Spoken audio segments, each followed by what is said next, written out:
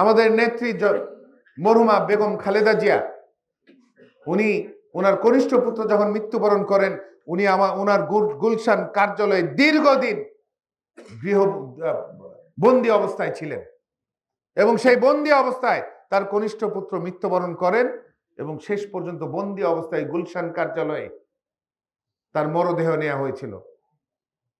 আপনাদের মনে থাকার কথা, দেশনেত্রী বেগম খালেদা জিয়াকে কিভাবে অত্যাচার, নির্যাতন, নিপীড়নের মাধ্যমে তাকে ঘর থেকে বের করে দেওয়া হয়েছিল, ভুলে যাবার নয়। এই সকল ত্যাগ দেশের মানুষের জন্য ছিল এবং বিভিন্ন সময় বিভিন্ন ত্যাগের মাধ্যমে দেশনেত্রী বেগম খালেদা জিয়া সর্বক্ষেত্রে ধর্ম, বর্ণ, দলমত নির্বিশেষে সকল মানুষের মন জয় করেছিলেন এবং সেটার প্রতিফলন আমরা দেখতে পেয়েছি। তার জানাজা 31শে ডিসেম্বর 2025। বিএনপি সেই জানাজার জন্য কাউকে আলাদাভাবে দাওয়াত করেনি।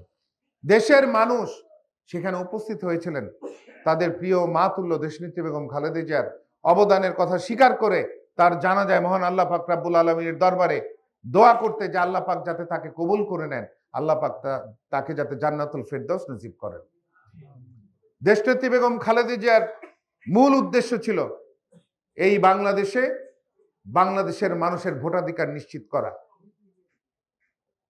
একটি অবাধ, সুষ্ঠু, নিরপেক্ষ নির্বাচনের জন্য তাকে জেলে যেতে হয়েছিল, তাকে জেলে বন্দী হতে হয়েছিল। 2 বছর মিথ্যা মামলায় তাকে জেলবন্দি থাকতে হয়েছে এবং পরবর্তী সময় মুক্তি দিলেও তাকে আরো 2 বছর তাকে গৃহবন্দী থাকা অবস্থায় তাকে কোনো সুচিকিৎসা নিতে দেয় নাই। তার পরিবার বারবার আকুতি মিনতি করার পরেও তাকে বিদেশে চিকিৎসা নিতে দেয়া হয়নি। নিশ্চয়ই মনে থাকার কথা আপনাদের। কিন্তু দেশনেত্রী বেগম খালেদা জিয়া, তাকে বারবার বিদেশে চলে যাওয়ার অফার দেয়া হলো, দেশের মানুষকে ছেড়ে উনি কোনোদিন চলে যায়নি। এই কথাগুলি আমি বারবার কেন রিপিট করছি? আমরা যাতে এই কথাগুলি ভুলে না যাই।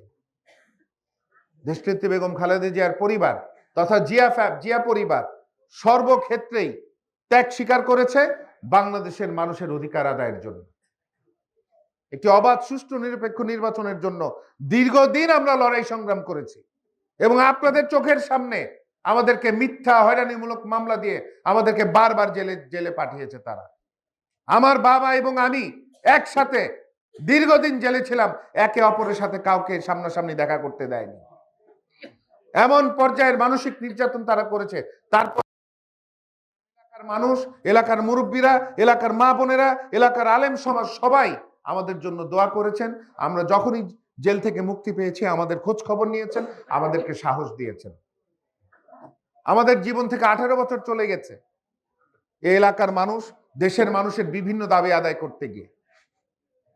আমাদের বাকি সময়, আমার জীবনের বাকি সময়, আমাদের দলের প্রত্যেকটি নেতাকর্মী যারা এই দীর্ঘ 18 বছর লড়াই সংগ্রাম করেছে, আমাদের বাকি সময় এলাকার মানুষের সেবায় আমরা ব্যয় করে দেব ইনশাআল্লাহ।